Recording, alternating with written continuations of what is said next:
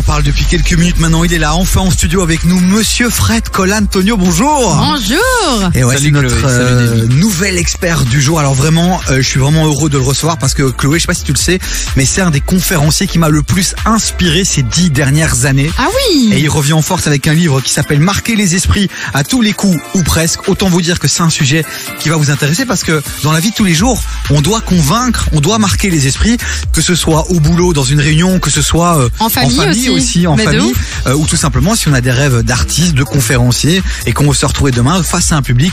Eh ben, ce livre, c'est un peu la Bible. Ah bah, je t'avoue que moi, juste en ayant lu déjà la 4e de couverture et juste en voyant le titre, le livre est déjà super chouette à regarder. Et en plus de ça, ça m'intéresse de ouf, donc hâte d'en discuter parce que franchement, ça pourrait m'aider dans ma vie de tous les jours. Fred Colantonio, auteur, conférencier, criminologue. Oula. Est-ce qu'on t'a bien présenté ? Oui, c'est parfait. C'est parfait. Et bah finalement ce livre c'est un peu le mix de tout ça et donc ça donne cette pépite, marquer les esprits à tous les coups presque. Pourquoi Fred t'as voulu écrire un livre sur la prise de parole en public aujourd'hui en 2023? Bah écoute, après 10 ans de conférences professionnelles et un peu plus de 980 au compteur à ce jour, ah oui. Oui, ça arrive. Ah oui.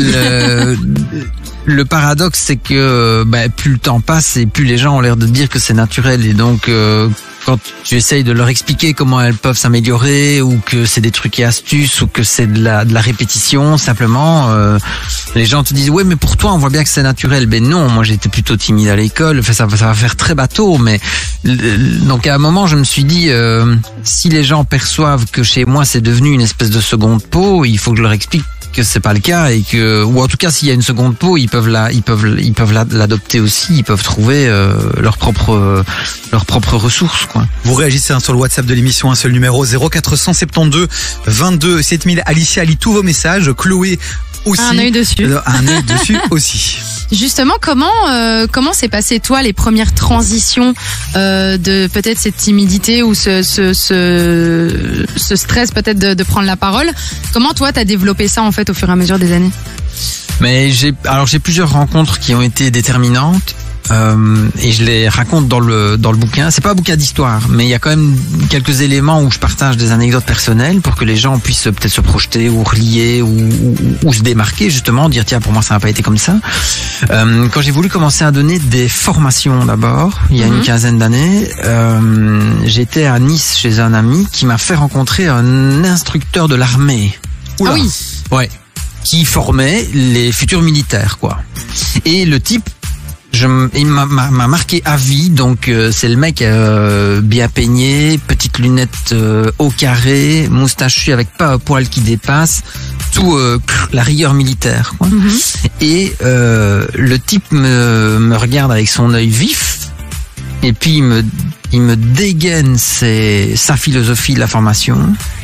Il me dit voyez ceci, c'est votre bureau. Le bureau c'est la zone de repli. Quand vous êtes devant, c'est la zone de combat. Vous êtes face à l'adversaire. Et s'il y a jamais le moindre problème qui soit avec les apprenants, vous vous remettez derrière votre bureau, c'est le signe de votre autorité. Moi, ça m'a laissé, comme vous deux là. Oui, moi j'essaie de visualiser, d'imprégner le truc. Moi, ça m'a complètement traversé en me disant, si c'est ça, je peux pas y aller. Moi, je ne vais pas au combat. Non. Moi, j'étais pas du tout là j'étais pas du tout là pour être dans une logique belligérante quoi. À un moment, la formation, c'est l'échange, c'est du partage, c'est de la transmission, c'est bon. Et j'ai démarré malgré tout et avec ce conseil-là dans un coin de ma tête en me disant je ne veux surtout pas faire ça, mais je savais pas encore ce que je voulais faire et comment je voulais que les formations se passent. Et puis il y a eu 2 événements qui se sont produits en même temps. C'est que je me suis rendu compte que j'arrivais si j'étais complètement moi-même. Je parle pas de la matière technique que je transmettais, je parlais de la manière de faire. Plus j'étais moi-même et plus la connexion avec les apprenants se créait facilement, vite. Et j'avais même trouvé un petit yaya perso, c'est que je m'étais dit sur des formations de 3 jours à 5 jours, faut intéresser les gens pour qu'ils reviennent tous les samedis. Et à un moment, je m'étais dit, mon truc, c'était que si j'arrivais à ce qu'à la dernière, on bouffe tous ensemble et que chacun ait préparé un truc pour tout le groupe, et qu'on fasse une espèce de gros pique-nique fiesta le dernier jour, j'aurais gagné le groupe quoi. Et ça a marché plein de fois. En génial. étant juste toi-même finalement. Oui, en essayant juste d'être très précis sur ce que je partage, mais en même temps très sympa, communicant et à créer le contact. Et j'en ai parlé un jour avec mon maître d'impro qui s'appelle Joël Mikils, et Joe m'a dit, Fred, tu sais, personne ne va au spectacle pour s'emmerder. Oui, ça c'est sûr. Et donc il me dit, ouais, ça peut paraître une évidence, mais pour moi c'était une révélation parce qu'il m'a dit, écoute, c'est la même chose. Les gens qui viennent se former, surtout à samedi, ils viennent sur base volontaire, et même s'il y en a qui sont obligés, tu peux essayer de les retourner quand même. Et dès ce moment-là, j'ai compris que le public n'était donc pas l'ennemi, mais était des gens pas nécessairement à conquérir, mais en tout cas qui venaient avec une espèce de neutralité. En se disant, j'espère une bonne surprise. Alors ça peut être une étincelle d'humour, ça peut être un truc qu'ils vont apprendre auquel ils ne s'attendaient pas, ça peut être une manière de faire dans la formation où ils se disent, tiens, j'ai vu un gars qui forme, mais c'est pas le formateur habituel. Et donc j'ai poussé à mort sur tous ces curseurs-là. Être impactant face à un public, les amis, c'est le sujet qu'on met sur la table là cet après-midi. Vous réagissez sur le WhatsApp de l'émission 0472 22 7000. D'autres conseils dans un instant. Alicia, notre project manager, assistante de production. Ah ouais, elle a des titres qui se non, rajoutent. là, Qu'est-ce qui se passe là? elle monte en level. Bref, community manager. Bref, elle est stagiaire. Elle viendra dans un instant poser 3 questions à Fred Colantonio. Donc d'autres conseils dans un instant. Vous bougez pas. Mais là, on réactive la playlist de KF avec du gros son qui arrive. Il y a Cordé qui arrive, puis il y a L'Homme Pâle. Jusqu'à 19h, écoute des vies sur KF. Bon, Fred Colantonio est avec nous. Il a écrit Marquer les esprits à tous les coups. Presque le livre est disponible sur toutes les plateformes comme Amazon, tout ça, dans les bonnes librairies. Puis sur le site aussi, l'attitude des héros. Allez voir tout ça. Et on parle donc de la prise de parole en public. En d'autres termes. Bah, en gros, bon, je lis clairement ce qu'il y a écrit, c'est l'art d'avoir de l'impact ou comment devenir mémorable.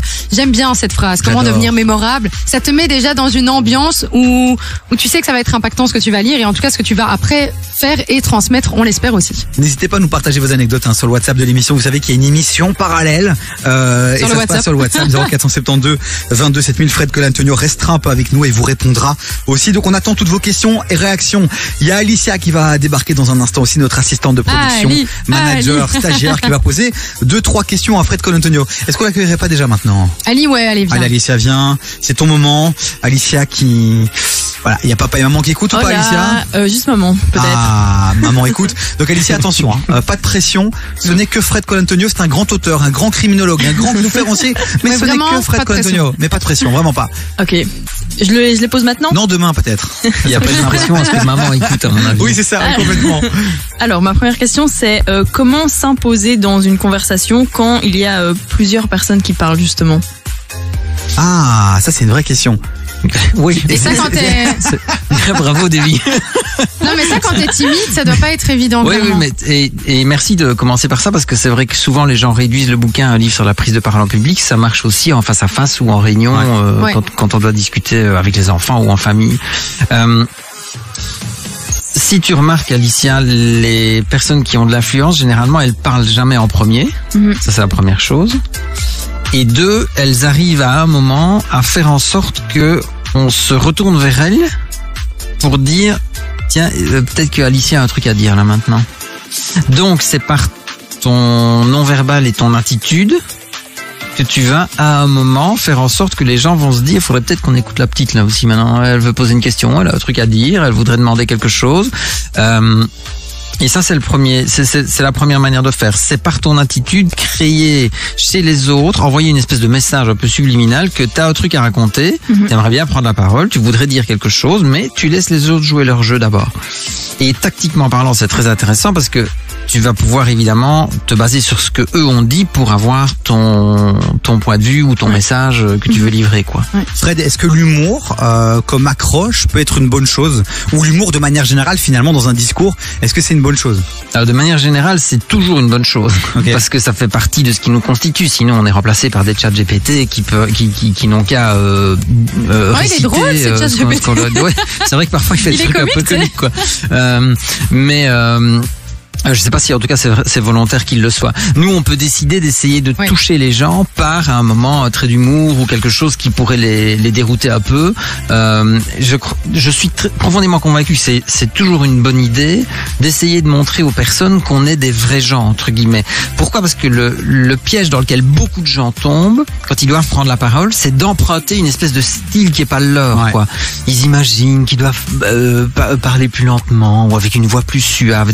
On est comme on est, quoi. Oui. Je veux dire, alors, on peut bosser, on peut travailler sur la modulation de la voix, on peut travailler sur la modulation de la posture, on peut évidemment travailler sur le discours, mais à un moment, si ça se fait au mépris de qui on est, ça n'a pas d'intérêt, quoi. Mais surtout qu'on ne se reconnaît pas, je pense, après justement la prise de parole ou l'événement ou etc. Si on te retrouve juste après, au final, on ne te reconnaît pas. C'est là en fait où je pense qu'il y a un gap qui se crée, il y a un gros problème et où tu perds finalement la personne que tu avais peut-être gagnée en fait une heure avant. Exactement. Et tu peux l'avoir dans les deux sens. Tu peux avoir des gens qui te voient sur les réseaux sociaux où t'as une grande gueule ou t'es un peu guerrier du clavier là comme ça. Et puis quand t'arrives en live, tu tiens pas la route. Ou à l'inverse, tu peux faire une super grosse impression quand t'es devant le micro ou un peu en société. Et puis après, quand le micro est coupé, tu t'effondres, quoi. Ouais. L'humour est souvent un moyen terme entre qui on peut être en privé et qui on est publiquement. Donc, oui, Alicia, nous devons utiliser l'humour. 0472 22 7000, vous réagissez, vous posez toutes vos questions. Fred Colantonio reste encore avec nous quelques minutes, mais dans quelques instants, il va devoir partir à Liège. Ah bah donc, c'est le moment, c'est l'instant, il faut en profiter. Marquer les esprits à tous les coups, ou presque. Son livre est dispo, les amis. Donc, n'hésitez pas à nous envoyer un petit message sur le WhatsApp de l'émission aussi. On vous envoie un lien direct vers le site de l'Attitude des Héros. Ah oui, t'étais motivé dans le direct. Ouais, je suis sur une envolée, là, lyrique incroyable. Bon, vous restez avec nous. On continue avec du gros son qui arrive dans un instant. Entre 16h et 19h, termine l'après-midi avec Davy sur KIF. Avec Davy, avec Lou et aussi notre invité du jour, Fred Colantonio, auteur du livre Marquer les esprits à tous les coups ou presque, l'art d'avoir de l'impact ou comment devenir mémorable. Un vrai livre pour tous ceux qui galèrent un peu à s'exprimer en public. Les amis, c'est une vraie pépite, c'est une Bible, une Torah, un Coran, les bouddhistes, je sais pas quel est leur livre. Ils ont un livre. Eh ben, elle est sur Google. Vous faites pas chier, bordel. Bon, il y a Alicia qui est avec nous, notre assistante de production, qui profite d'avoir une consultation gratuite pour poser un peu ses petites questions. On sait qu'au niveau budget, elle est un peu ric-rac en fin de mois.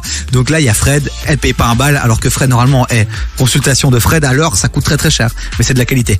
Bon, Alicia, une seule question, la seule unique, la dernière. Donc dans votre livre, à un moment, vous dites que ce n'est pas parce qu'on a appris à parler que nous sommes naturellement doués pour bien nous exprimer. Et du coup, j'aurais aimé savoir si vous pouviez nous donner, par exemple, 3 exercices à faire pour justement améliorer cette compétence. Bien s'exprimer ? Oui. Ok. Alors, la première, c'est d'identifier les 2 ou 3 messages clés que tu veux livrer. Donc, quels sont les sujets ou les thématiques que tu voudrais que les gens retiennent ou avec lesquels tu voudrais qu'ils repartent. Ça, c'est le premier truc. Parce que ça crée la base de ton discours en quelque sorte. 2, c'est l'état dans lequel tu veux mettre les gens.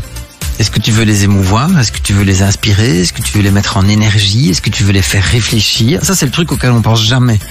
Or, c'est ce qui est fondamental. Parce que il faut être lucide, quoi. Ce qu'on va dire, les gens vont peut-être retenir un mot ou une phrase. C'est pour ça que tu dois y penser d'abord. Mais après, ils vont surtout garder une impression. C'est un peu comme quand on va au resto ou voir un film, on sort parfois de là, on est incapable de dire, on se souvient peut-être même plus de ce qu'on a bouffé, mais on est capable de dire, là c'était bon, il faut y aller. Ce qu'on a ressenti en fait, ce que ça nous donne comme émotion. C'est exactement la même chose quand tu es face à quelqu'un qui essaye d'avoir de l'impact, quoi. C'est la personne, tu vas retenir une certaine forme d'énergie, une force tranquille, une excitation, peu importe. Mais ça, tu dois, surtout dans ta situation, si tu veux un peu démarrer là-dedans, il faut que tu te dises, idéalement, qu'est-ce que je veux envoyer à l'autre, quoi. Ouais. Et la troisième chose, c'est, pour faire tout simple, faire ces 2 premiers points-là, c'est te dire, comment est-ce que je vais pouvoir avoir une vraie rencontre avec la personne? Parce que si tu parles en étant uniquement sur tes standards à toi, tu vas peut-être trouver des références qui ne correspondent pas à la personne ou qui ne l'intéressent pas, tu vas peut-être utiliser un vocabulaire qui ne matche pas, tu vas peut-être, enfin, il y a plein de choses. Mais donc à un moment, c'est mon contenu, qu'est-ce que je veux qu'il retienne, c'est l'émotion dans laquelle je veux le mettre, donc il y a moi, il y a lui, et puis comment est-ce que je crée l'intersection, la rencontre? Est-ce que je vais parler de références de films? Est-ce que je vais citer un artiste? Est-ce que je vais faire référence à Davy Coteau? Peu importe, mais Parce que c'est là que les chemins vont pouvoir se croiser, tu vois. C'est de dire, je fais une part de chemin pour aller vers toi, et toi, tu vas faire une part du chemin pour aller vers moi. Ok. Fred Colantonio était avec nous, nous a fait le plaisir de venir de Liège jusqu'à J'adore. notre studio ici à Bruxelles. Marquer les esprits à tous les coups, ou presque, c'est le livre qu'on voulait mettre à l'honneur aujourd'hui. Donc vraiment les amis, si vous êtes intéressés, vous nous envoyez un petit message sur le WhatsApp de l'émission, on vous envoie le lien direct vers le site pour acheter le livre. Il Ah peut oui, mais il même a y l'air avoir fou. un code promo KIF. Hein. Ah, on a des petits cadeaux. On adore ça, on adore les petits cadeaux. Si vous voulez le code promo, c'est maintenant qu'il faut envoyer un message sur le WhatsApp de l'émission. Un seul numéro, on le connaît maintenant, Chloé. 0472 22 7000. Vous envoyez le petit message et on vous envoie ça évidemment. Et on vous invite aussi à aller sur le site L'Attitude des Héros. Il y a plein de livres. C'est une maison d'édition justement qui existe pour vous aider à avancer dans la vie, vous aider à réaliser vos rêves, à grandir. Donc allez voir, il y a plein d'auteurs incroyables et plein de livres incroyables. Et alors il y a aussi fredcolantonio.com où vous pouvez aller justement pour voir tout ces différents programmes, ces accompagnements, conférences et différents livres aussi qui est très très sympathique à aller checker. Donc fredcolantonio.com, n'hésitez pas à aller dessus aussi. Merci Fred. Merci Chloé. Avec plaisir. Merci Alicia.